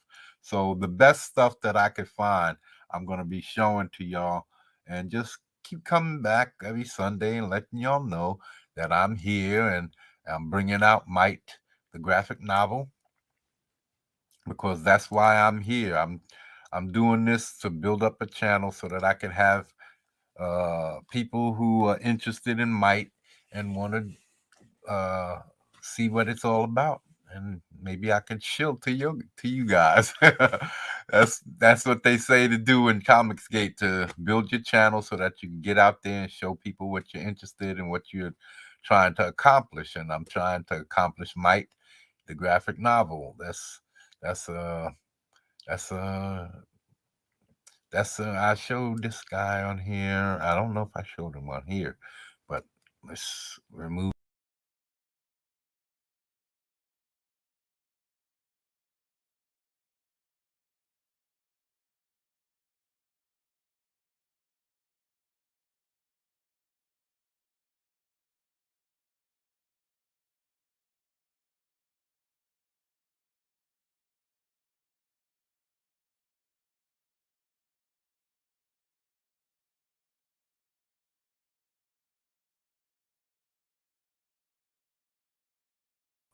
Are going to have their own books, but those guest stars are going to be in the first book of Mike the graphic novel, and I'm inking that particular drawing of Mike. I'm inking him right now, and whoo, I'm struggling to get through. So, but it's coming along. I'm liking what I see, and for the first time, I'm really starting to like what I'm seeing. So I'm transitioning from not understanding certain things to gaining an understanding of certain techniques in the inking process. So as I get better, I start really finishing off the inks and then moving on to my coloring process, my color theory, and putting in all my colors and the different intricacies and stuff like that. That's when I'll be putting out my work and launching my campaign. So because I really have the pages necessary, I just really have to get the inking and it just can't look sloppy. I've seen some campaigns and it just look, and I don't want my work to look like that. I don't want my first work to look horrible. I want it to look exciting and look good. I want people to say, "Wow, this looks nice." And so I think I have a grasp on enough to make it look well enough to put out. So yeah. So yeah, yeah, I appreciate you guys coming through. We got a few minutes left. Maybe we can I can show you if you want to see what I'm working on with Mike. I was working on it before I started the show, and I could show you how I'm fucking up the I'll show you how I fuck it up and how I basically I am gaining an understanding of how I fucked up, and now I'm trying to make the correction. So I'm gonna make this into a video, but let me see. Here's Might. See, here's this. This is the latest part that I was working on.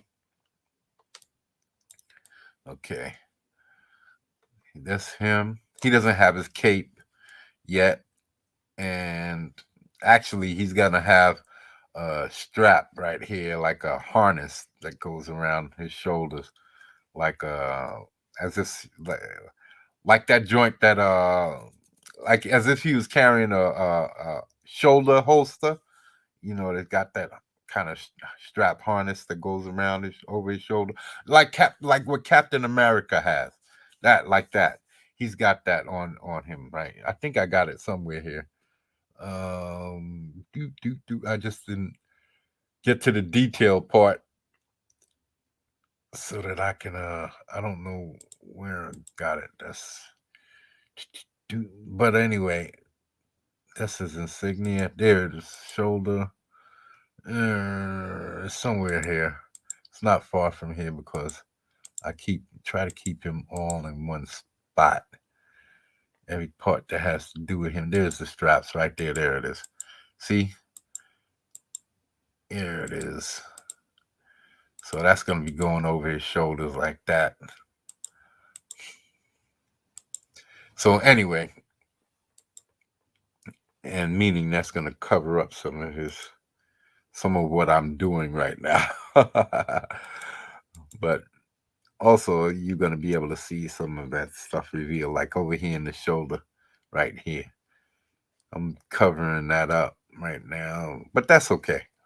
It's all right. I need to learn this stuff. I really need to learn how to do it. That's why I'm doing it. So you can see his face is fucked up right here.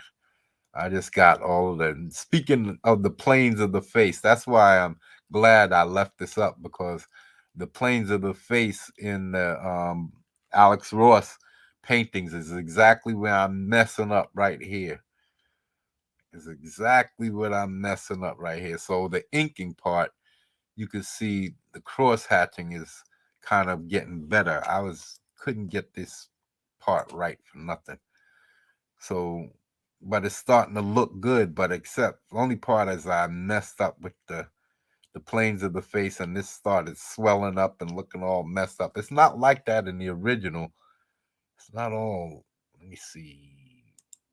See, that's the pencil right there that I did. I know I did it really rough, but I can see what I'm doing. I've done it. I just lost it right here. I just made this more bulging in the inking process. It just got out of hand. See, it wasn't supposed to be that bulge. It's more straight look, but in trying to put this that jowls area in, that labia or whatever you want to call it, that the laughing lines, and from, because there's a flab of meat right there comes out right here that lays over, and some muscles that that create your laughing lines. When you laugh, it brings your face up when you laugh. So or smile. And so that's what I was trying to put in, and that's because I'm not knowledgeable on inking this part of the face, and it just went awry. Even my eyeballs got too big, and I realized that, and I have to shrink them back down. But the eyebrows came out good, so you can be able to see. It was bigger than that. This is where I first started. You can see here's where I first. This I've said, being that this is, I'm used to, you ink one thing and that's it. It's over with. But this is the drawing, the JPEG of it.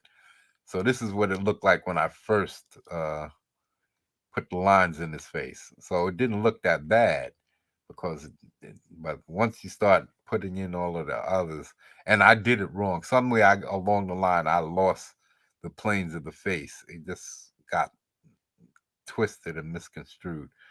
So, and you can see the big, bold, bushy eyebrows. Everything was off until I really sat down and took another look. And then the eyes got big. And then I had to squint them back down again, because I realized, hey, that's not where the original eyes were not that big, and it was more squinted and triangled and angular. So I had to come. Even the nose is different. See, I had the shape of the nose is absolutely different, but in the transition, it came out looking all round like that.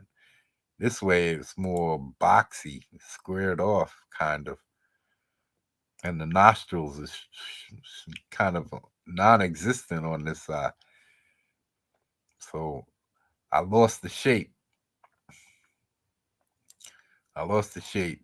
So I'm learning. And in this learning process, even over here in the jaw, I changed it up. So I was saying, this digital process, is the good thing about it is that you could save it multiple times. And having the fear, I don't know, extended, even though there's a safety net in the digital process, because in the traditional process, you fuck it up, you got to start it all over, or you got to use a lot of whiteout, and if that gets fucked up, you got to start it all over. But in here, you could just do it over. You could erase it or delete it and start again right from there. Or some of they got transformation where you could move stuff around. So that's what I did. This is how I started out with the trying to put some hatching on the face, and even in here, it slightly started bulging out right here in the jaw. Let me get the red spot here.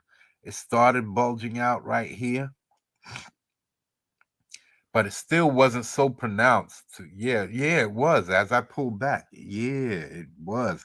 It immediately started looking like that as soon as I bulged out. As soon as you pull back and you start really looking at it. See, that's what John Malin and them say. You're not supposed to zoom in like this to do all of the details. And that's what I think I was doing. So I'm not seeing everything, but I just don't know how to do it. In traditional, you can't get but so close. There's only so close to the drawing you can put your face, right? Before you start interfering with what you're doing.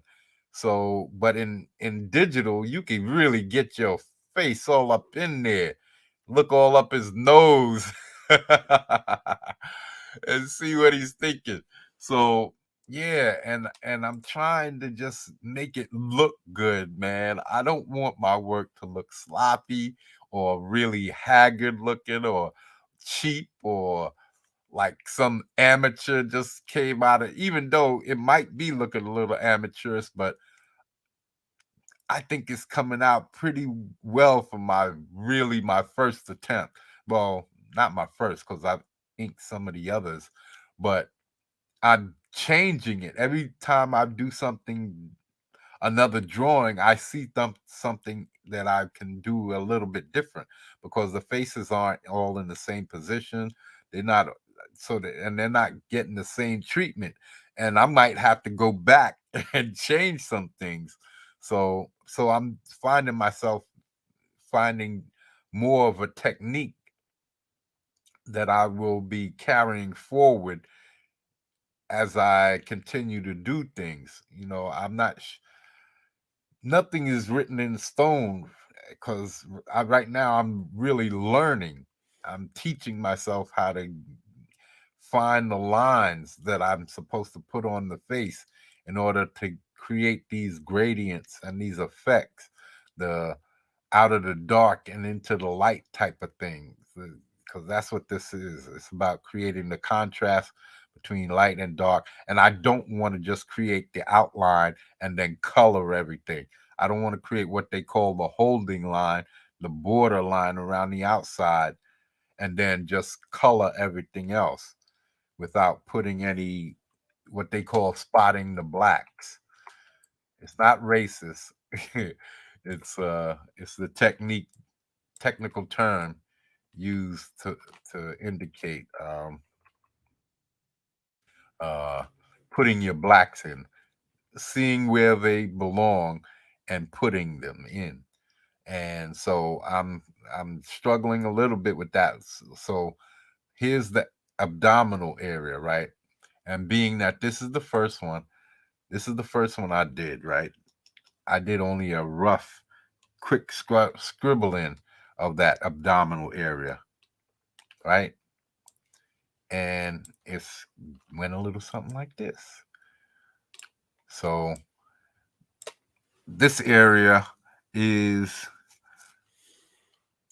it's a lot more just thrown in, but in that it's just thrown in, it's more to what I wanted because this more to the intent because the darks are supposed to be there, but it's not supposed to be that dark. See, if the light is shining down on his chest from up here, the top above him, then all of these muscles up here should be kind of bleached out, kind of not showing so much dark. And then as you go down, it gets darker, darker, darker, right?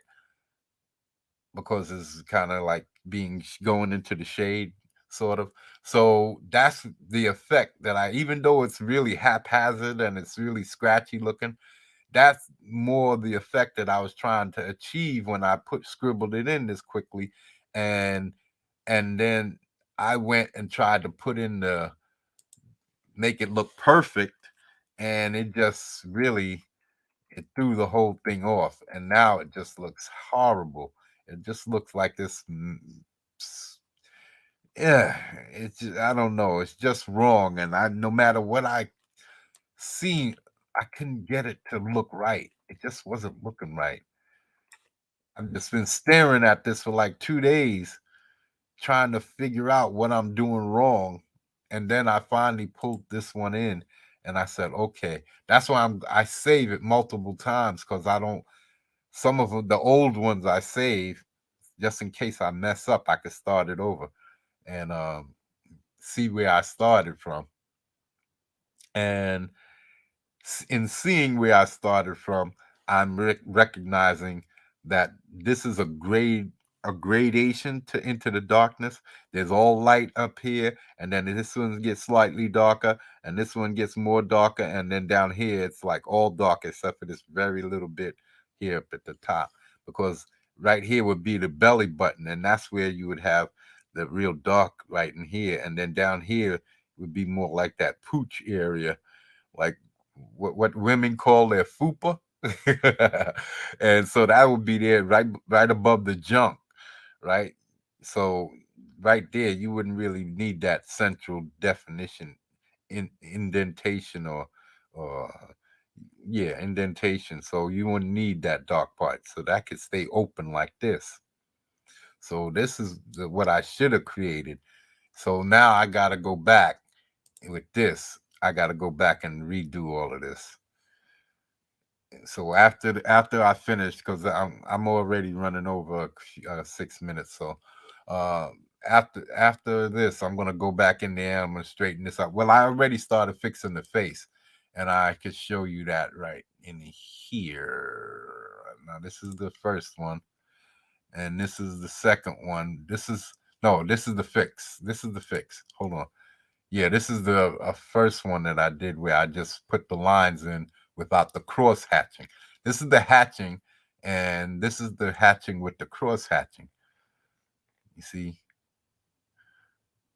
So, and then I came back in, and this is the fix.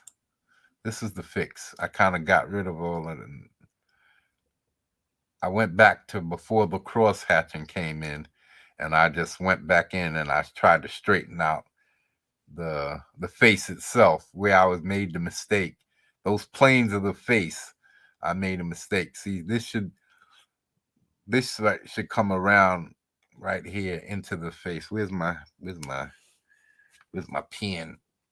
Okay, let me show you by clicking on this. Okay, now right in here, this should come around here into this, and then this come down behind that. See, there's different planes, and this creates different parts of the face. There's jowls and stuff, and you can see it in the drawing underneath. But you can see where I put the right here and then right down here to the cheekbone. See, because some faces, like he doesn't draw the sharp cheekbones. I draw more sharper cheekbones in Alex Ross's drawings. You can still see them; they're there, but they're not as pronounced as mine. I have to. I'm working on it. I have another drawing of this guy's face where it's more squared and blocked off like Alex Ross drew. Let me see. Is it here? Yeah, here it is. Here it is, right here. See, it's a little bit more squared off, and you can see all of the planes right there. Look, that's what I'm talking about. Look at it. See how the jowls right there, that labia right there, and then it comes right around Here's the laugh line, comes right around and then goes right into this jowls right here underneath the lip. Same thing over here. Comes up, around the outside, around the outside. There's all kinds of different things here that you got to create. See, I'm trying to get that more detailing into my drawing, not just throwing the face up there. I'm drawing my ears a little bit too, like swollen looking. They look like cauliflower ears, like all puffed up, too thick in this area. Got to be thinner. Relax a little bit. Got to relax a little bit. So yeah, let me get up out of here.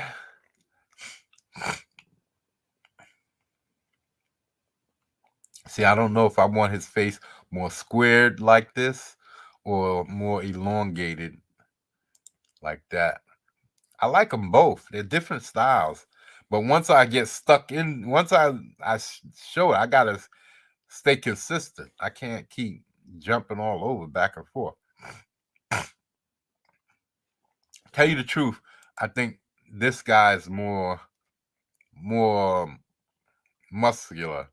He's more bulky, rounder. That's why his face is more square.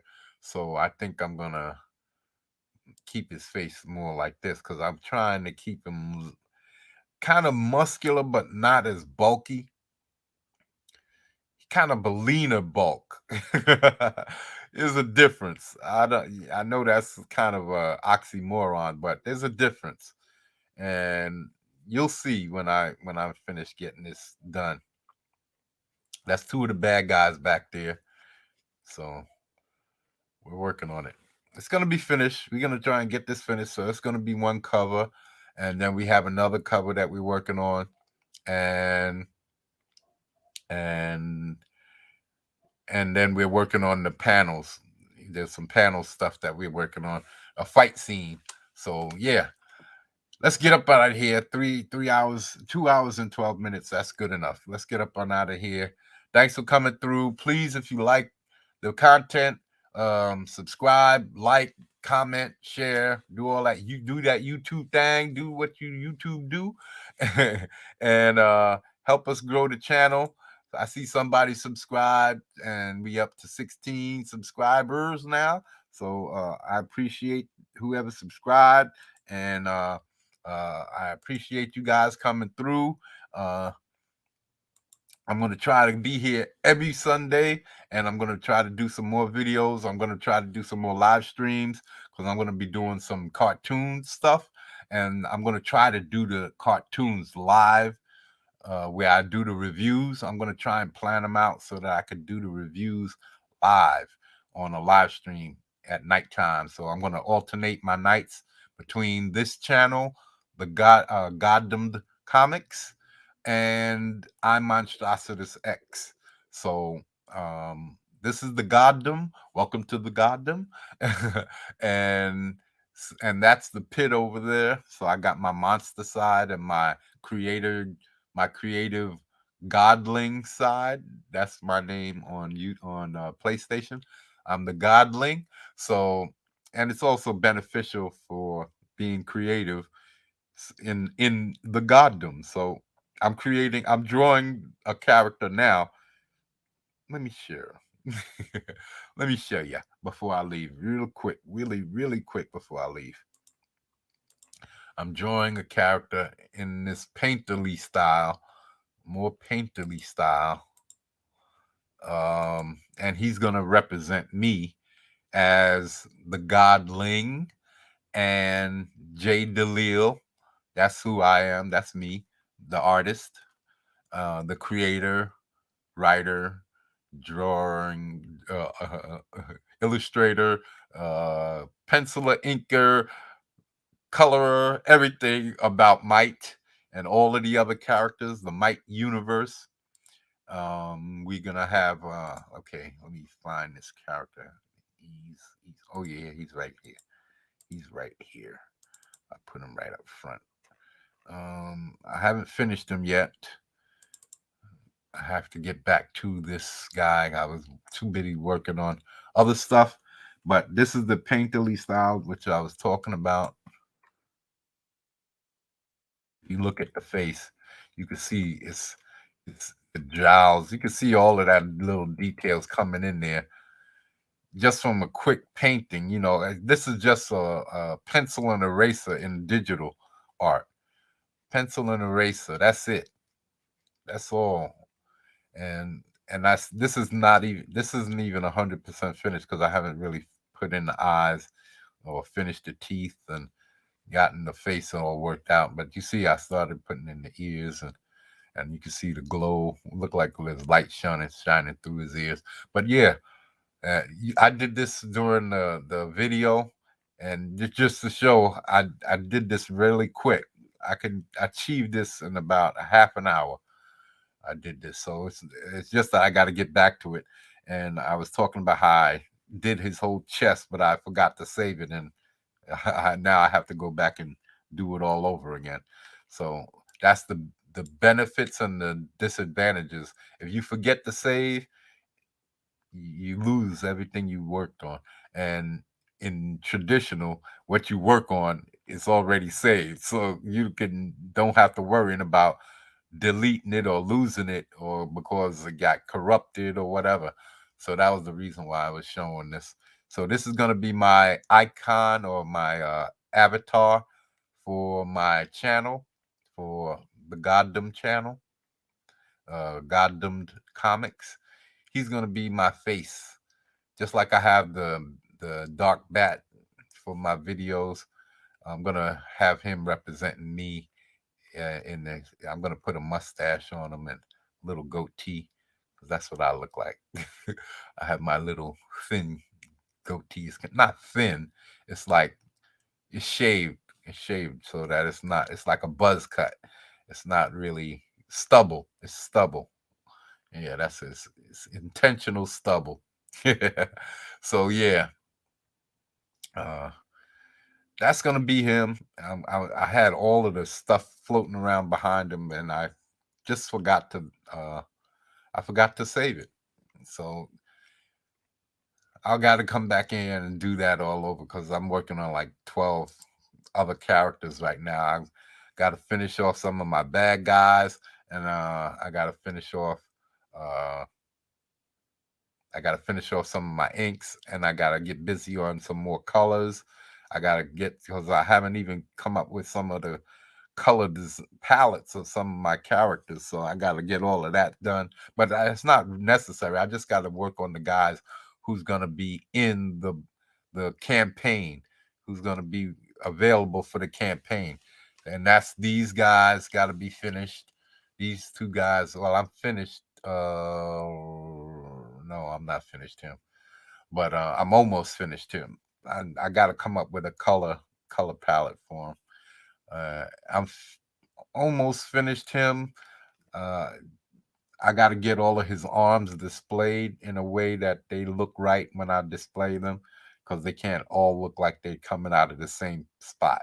So yeah, so that I'm just working on that and getting that cover finished. That's what his there's a second cover that I have that I'm working on called Dark Entities, where all of my bad guys are gonna be on the cover, and these two and a third dude are gonna be on the cover, and on the back are gonna be the rest of the other guys, the bad guys. There's gonna be like 12 or more other guys on the back. So yeah, we're gonna have a lot of bad guys, a lot of good guys. We're gonna have a whole universe, and that's just the beginning. This is just the beginning. These guys are just guys I didn't intend to start out with. It's just that I thought it would be safer to start out with characters that I wasn't fully invested in, because all of these characters are more or less I'm flushing them out now. Some of them I've been working on, but most of them they're brand new. They kind of just names that I pulled out of the my Bible that I didn't have any real storylines for, just in case somebody tried to steal them. I wouldn't lose anything that I had worked on.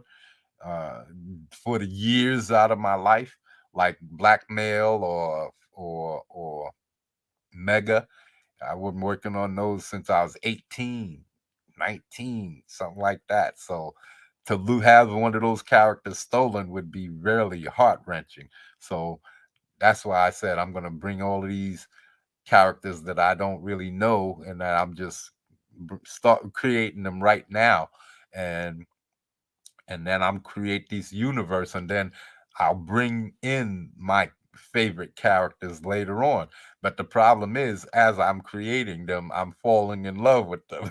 so, so my plans for them kind of get slightly altered. The guys I intend to kill, I gotta shift around. So now I really gotta find characters I don't like, or really, I gotta really commit. I gotta commit to the story, and I can't play favorites because sometimes it's gonna be some of my favorites that gotta go. So it's nothing you can do about it, man. You gotta stick to the story, and in order to make the story high quality, you got to sacrifice. So that's what I'm learning. I knew that when I first started writing. Before that, I knew that I was gonna have to kill somebody, but it becomes more real the closer you get to it. And I'm coming close to that. So in that writing stages, I already know who some of the guys were that I wanted to knock off, because at that point, when I said, okay, he's gonna get it, he's gonna get it, and he's gonna get it, or she, um, at that point I wasn't committed. I didn't write them out. I didn't write out all their storylines, and they were just names basically. Some of them had maybe some abilities that came with them, but mostly they was just names. So, and maybe a quick design, but that's it. But now, after designing them and creating storylines and putting in the time with them and having them floating around in my head for so long, yeah, they're kind of like staples now. And on top of it, they're my first characters that I'm introducing to the world. So these are the characters that I'm going to be judged on. So yeah, that's why Mike, he was like a less valued character, but now that he's gotten a design I like, and I'm really bringing him into fruition, um, he's really becoming a well liked character. So, yeah, stick with me, and I'm going to be showing you. I'm going to be trying to bring you the best work that. Just as much as I'm trying to bring the quality up, because again, I'm trying not to do just haphazard work. I want to have the type of work that some of these professionals out here are putting out. I'm not guaranteeing that it's going to be up to par 100%, but I'm going to try. I'm going to get there, but uh, stick with me. It's going to improve over time. Maybe over the course of doing this book, it'll get to the point of where I like, because I'm just from doing some of the other drawings that I've done to this one, I've seen improvements. So that's why I might just leave them in so that y'all can see the improvements too. Or I might go back and change them, because I'm a stickler, and I want to represent myself well for my first book. So we'll see. We'll see. All right. I'm out of here, y'all. Thanks for coming. Again, I appreciate it. And I'll see y'all again next time. Yeah, yo, I'm out.